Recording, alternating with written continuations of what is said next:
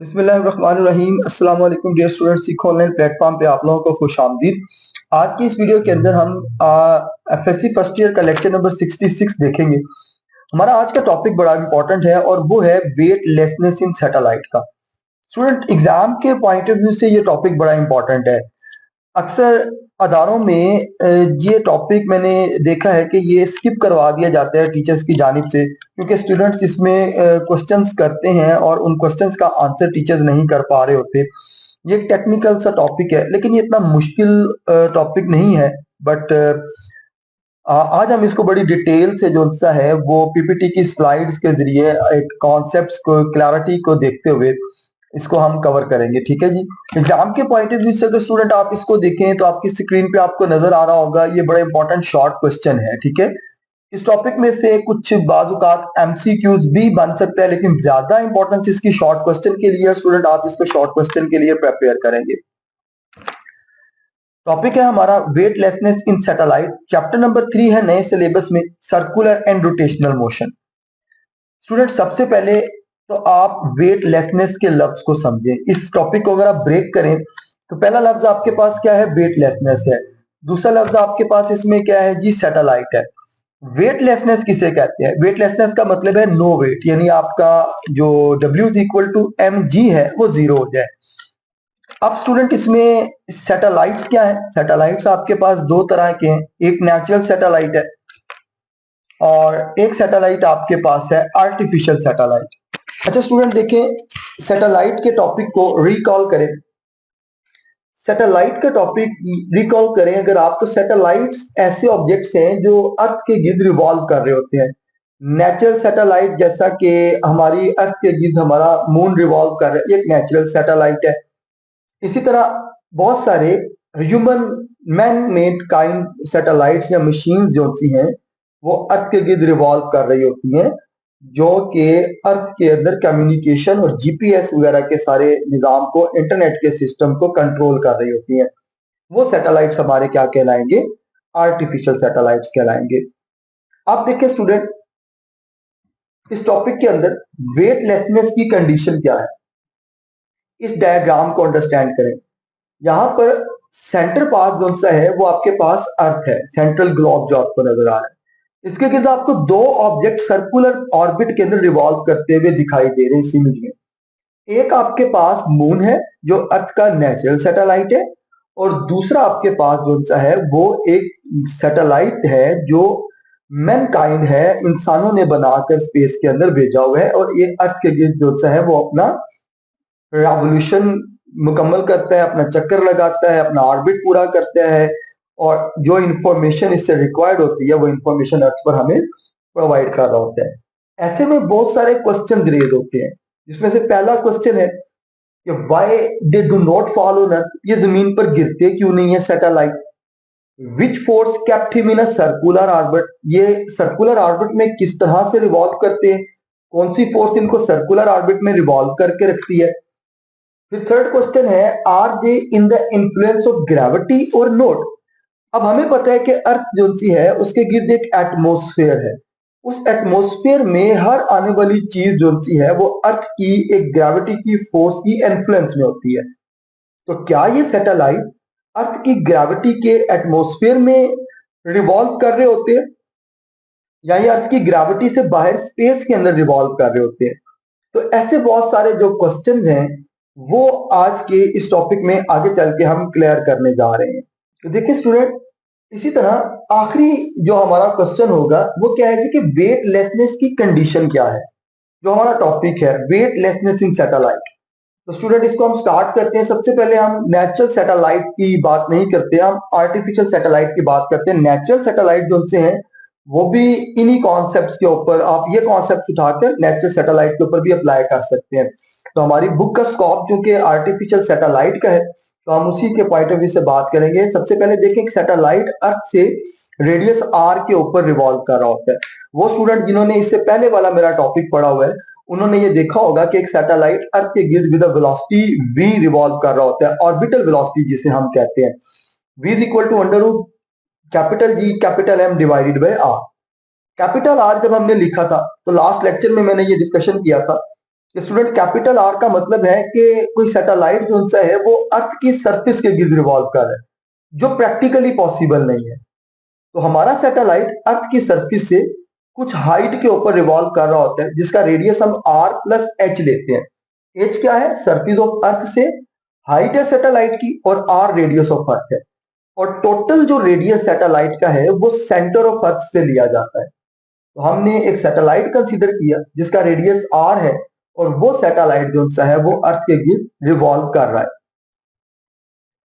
देखिए स्टूडेंट, इस सैटेलाइट के इनसाइड इसकी सीलिंग के साथ एक मैस को एक स्प्रिंग के जरिए अटैच कर दिया गया है। ठीक है, सैटेलाइट के इनसाइड सैटेलाइट की सीलिंग से एक स्प्रिंग को हैंग किया, और उस स्प्रिंग के साथ एक मैस को हैंग कर दिया, उस मैस को वहां पर बांध दिया।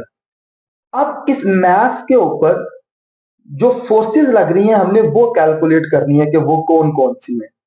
फिर हमें पता चलेगा कि वेटलेसनेस की कंडीशन क्या होती है। ये सैटेलाइट याद रखिएगा कंटिन्यूसली विद रेडियस आर क्या कर रहा है? सेंटर ऑफ अर्थ के से लेकर कुछ स्पेसिफिक हाइट तक अर्थ के गिर्द रिवॉल्व कर रहा है। और इसके सैटेलाइट के अंदर एक मैस हमने हैंग किया हुआ है विद सीलिंग जिसका मैस हमारे पास क्या है? एम है। तो देखिए स्टूडेंट, इस मैस के ऊपर दो तरह की फोर्सेस एक्ट कर रही हैं। एक तो इसकी सपोर्टिंग फोर्स है स्प्रिंग की, जो इसको ऊपर हैंग करके रख रही है, इसको हम नॉर्मल फोर्स कहते हैं। और एक इसकी वेट की फोर्स है, ग्रेविटी की फोर्स, जो इस पर क्या कर रही होगी? डाउनवर्ड एक्ट कर रही होगी। और इस पर एक्ट करने वाली जो नेट फोर्स है वो दोनों का डिफरेंस होगी। तो यहां पर जो फॉर्मूला हमारे पास आएगा वो क्या आएगा? इस वेट के ऊपर, इस मास के ऊपर टोटल लगने वाली फोर्स कितनी होगी सैटेलाइट के इनसाइड? नंबर एक, वेट की फोर्स W, इसका ग्रेविटी का इन्फ्लुएंस होगा। ग्रेविटी के इन्फ्लुएंस से मास का जो वेट है उस पर लगने वाली force F is equal to mg लिखी जाएगी। और एक फोर्स जो सी है वो इस स्प्रिंग की होगी, जो इस मास को क्या कर रही है? ऊपर सस्पेंडेड करके रख रही है, इसको ऊपर खींचे हुए रख रही है, उसको हम नॉर्मल फोर्स कहते हैं। तो यहाँ पे स्टूडेंट वो नॉर्मल फोर्स Fn से रिप्रेजेंट होगी। ठीक है, तो नेट फोर्स जो सैटेलाइट के इनसाइड इस मैस के ऊपर एक्ट कर रही होगी उसकी वैल्यू हमारे पास होगी W minus F normal force. तो ये सबसे पहली इक्वेशन आपने यहां पर कैलकुलेट कर ली। आपने ये बात सीखी यहां पर कि एक सैटेलाइट के अंदर अगर कोई मैस हैंग कर दिया जाए तो उस पर दो फोर्सेस एक्ट कर रही होंगी। एक को हम उसकी टेंशन फोर्स देंगे जो ग्रेविटी की वजह से है, और दूसरी को हम उसकी नॉर्मल फोर्स देंगे जो कि उसके सपोर्ट की वजह से, उसकी स्प्रिंग की वजह से। इसको सपोर्टिंग फोर्स भी कहते हैं। अब देखिए स्टूडेंट, ये सैटेलाइट मुसलसल क्या कर रहे हैं? अर्थ के ऑर्बिट में रिवॉल्व कर रहे हैं। इट मींस दैट कि जो मैस हमने इसके अंदर हैंग किया हुआ है वो भी इस सैटेलाइट का हिस्सा है, वो भी इस सैटेलाइट के गिर्द क्या कर रहे हैं? अर्थ के गिर्द रिवॉल्व कर रहे हैं। आप इससे ऊपर वाली पिक्चर को इमेजिन करें, ये वाली स्लाइड में, तो आप देखें इन दोनों पिक्चर्स में से फर्स्ट वाली पिक्चर में अगर आप देखें तो सैटेलाइट क्या कर रहा है? रिवॉल्व कर रहा है। और सैटेलाइट के इनसाइड ये मैस हैंग है, तो ये मैस भी क्या कर रहा है? इसी सैटेलाइट का हिस्सा बन जाएगा, इसी सैटेलाइट के साथ क्या करेगा? अर्थ के गिर्द रिवॉल्व करेगा। तो स्टूडेंट, अब सेंट्रीपिटल फोर्स एक ऐसी फोर्स होती है जो किसी ऑब्जेक्ट को सर्कुलर ऑर्बिट में मूव करवा रही होती है। तो इस सैटेलाइट पर लगने वाली फोर्स जो इसको सर्कुलर ऑर्बिट में रिवॉल्व करवाती है वो इसकी सेंट्रीपिटल फोर्स कहलाती है। तो यहां पर अब आपका पहला कॉन्सेप्ट क्लियर हो गया कि ऐसी कौन सी फोर्स है जो किसी सैटेलाइट को अर्थ के गिर्द रिवॉल्व करती है। तो याद रखिएगा स्टूडेंट, ये सेंट्रीपिटल फोर्स है जो अर्थ की ग्रेविटी की वजह से अर्थ के मौजूद इर्द गिर्द मौजूद सैटेलाइट को मिल रही होती है। तो सेंट्रीपिटल फोर्स का फॉर्मूला क्या है? F is equal to M V square by R. इसी फॉर्मूले को आपने यहां पर नोट कर लेना है। अब स्टूडेंट, एक बहुत इंपॉर्टेंट चीज है, एक बहुत इंपॉर्टेंट फैक्टर है जो यहां पे आपने नोट कर लेना है। सेंट्रीपिटल फोर्स की direction toward the centre of earth रहेगी। अब यही वजह है कि ये सैटेलाइट अर्थ के गिर्द रिवॉल्व करते रहते हैं। ठीक है, याद रखिएगा सेंट्रीपिटल फोर्स की जो डायरेक्शन है वो कहां रहेगी? अर्थ के सेंटर की तरफ रहेगी। अब स्टूडेंट, ये सेंट्रीपिटल फोर्स कहां से आएगी? ये नेट सेंट्रीपिटल फोर्स सैटेलाइट पर लगने वाली नेट फोर्स के इक्वल होगी। और वो नेट फोर्स कितनी थी?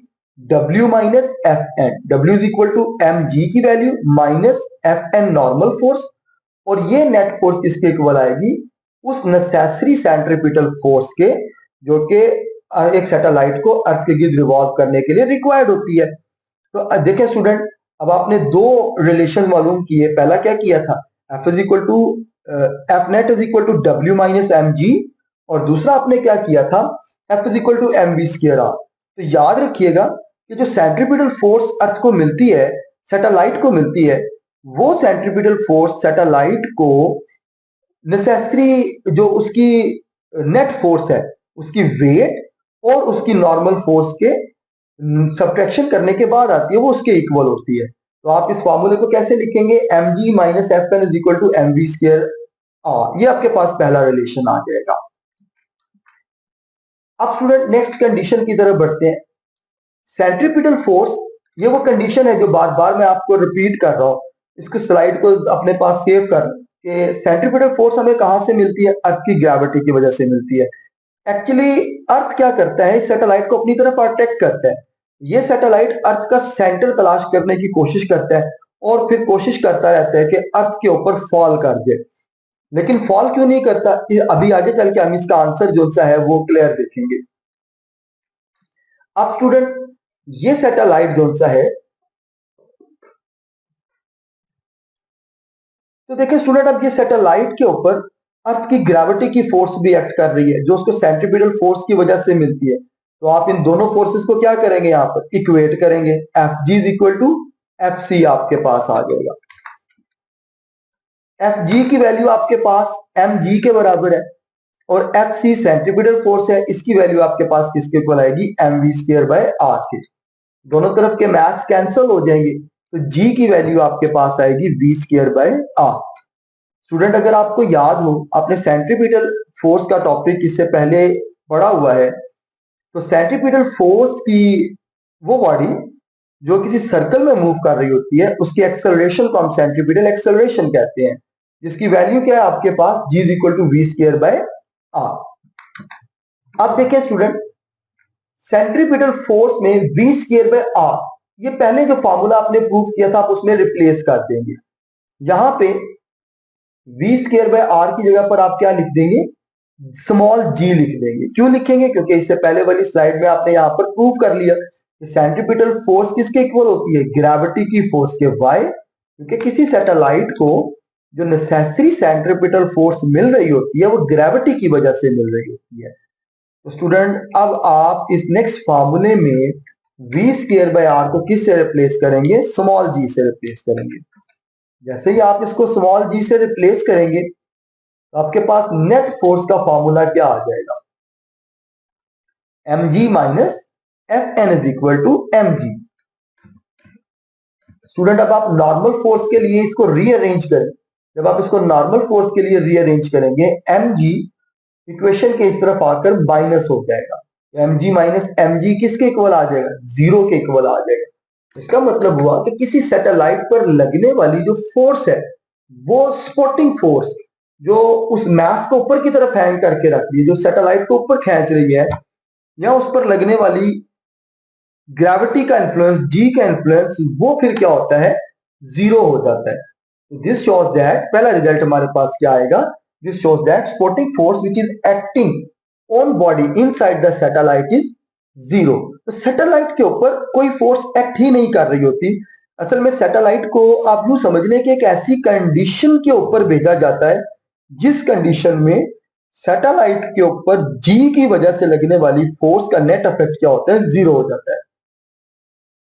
तो सैटेलाइट बजाते खुद और सैटेलाइट में काम करने वाले एस्ट्रोनॉट्स या जो भी ऑपरेटर्स होता है, वो पूरी एज अ मशीन, एक यूनिट के तौर पे एक नॉर्मल फोर्स जीरो के तहत जो सी है, वो अर्थ के गिर्द रिवॉल्व कर रही होती है।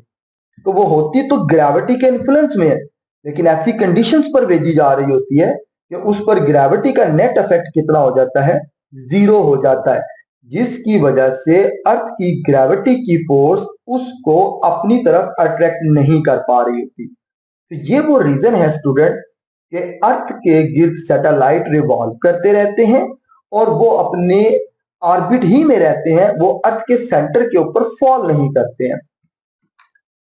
अच्छा स्टूडेंट्स, अब ये हमारी बुक की डायग्राम है जो बुक ने मेंशन की हुई है, तो इसको अंडरस्टैंड कर लेते हैं अच्छे से।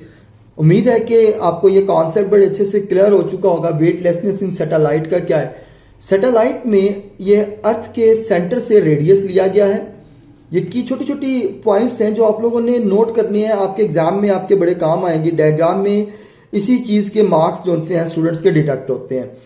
सैटेलाइट के इनसाइड एक एस्ट्रोनॉट मौजूद है। इस एस्ट्रोनॉट पर लगने वाली ग्रेविटी की फोर्स डाउनवर्ड है, जो दो ऑब्जेक्ट्स के दरमियान लॉ ऑफ ग्रेविटेशन से कैलकुलेट होती है। इस सैटेलाइट के ऊपर लगने वाली एक फोर्स Fq है जो इसके ऑपोजिट है। इसको स्पॉटिंग फोर्स कहा जाता है या टेंशन फोर्स कहा जाता है। इन दोनों फोर्सेस का नेट इफेक्ट दिखाया गया है और वो नॉर्मल फोर्स कितनी है, 0 न्यूटन। तो स्टूडेंट अब इसकी डेरिवेशन जो सी है वो क्या है, सेंट्रीपिटल फोर्स किसके इक्वल होगी, नेट इफेक्ट ऑफ फोर्स के, mg माइनस Fn के। सेंट्रीपिटल फोर्स का फॉर्मूला लिखें mv²/r। सेंट्रीपिटल फोर्स इसको आप नाम दे दें इक्वेशन नंबर 1 का। सेंट्रीपिटल फोर्स ग्रेविटी की वजह से होती है, तो आप लिखेंगे Fg = Fc। Fg की जगह पर आप mg लिखेंगे, Fc की जगह पर आप लिखेंगे mv²/r। g की वैल्यू आप लिखेंगे v²/r। इसको फॉर्मूले में अब आप रिप्लेस करेंगे। जैसे ही आप इसको फॉर्मूले में रिप्लेस करेंगे v²/r को, तो ये फॉर्मूला आपके पास बनेगा Fg = mg minus Fn। Fn निकालना आपके पास रीअरेंज करना पड़ेगा इस फॉर्मूले को, तो आपके पास आंसर नॉर्मल फोर्स का क्या आएगा, 0 आ जाएगा। इसका मतलब है sporting force which is acting on a body inside a satellite is 0। Therefore, bodies as well as astronauts in satellite find themselves in the state of apparent weightlessness condition। अच्छा student, यहाँ पर एक शॉर्ट क्वेश्चन नोट कर लें। Distinguish between true weight and apparent weight. Real और apparent weight में आपको difference आना चाहिए है यहाँ पर, तभी आप अपेरेंट वेटलेसनेस कंडीशन को बड़े अच्छे से समझ पाएंगे। ये एक छोटा सा कॉन्सेप्ट मैंने आप लोगों की असाइनमेंट के लिए छोड़ दिया है, ताकि आप लोग खुद इसके ऊपर वर्किंग करें और इस टॉपिक की अंडरस्टैंडिंग को बेहतर कर सकें। आप लोगों ने कमेंट सेक्शन के अंदर मुझे इसका आंसर बताना है, और आप लोग जो सा है वो मेरे फेसबुक पेज के ऊपर या कमेंट सेक्शन में कमेंट कर अपनी क्वेरी या अपनी कन्फ्यूजन जो सी है उसको क्लियर कर सकते हैं। ऐसी तमाम वीडियोस को देखने के लिए चैनल को सब्सक्राइब करें, बेल आइकन के बटन को क्लिक करें, ताकि आने वाले सारे लेक्चर्स आपको मिल सकें और आप इस कंप्लीट प्लेलिस्ट को एंजॉय कर सकें। आज के इस लेक्चर से सिर्फ इतना ही। नेक्स्ट इंशाल्लाह हम अपना नेक्स्ट लेक्चर अपलोड करेंगे। अल्लाह हाफिज़।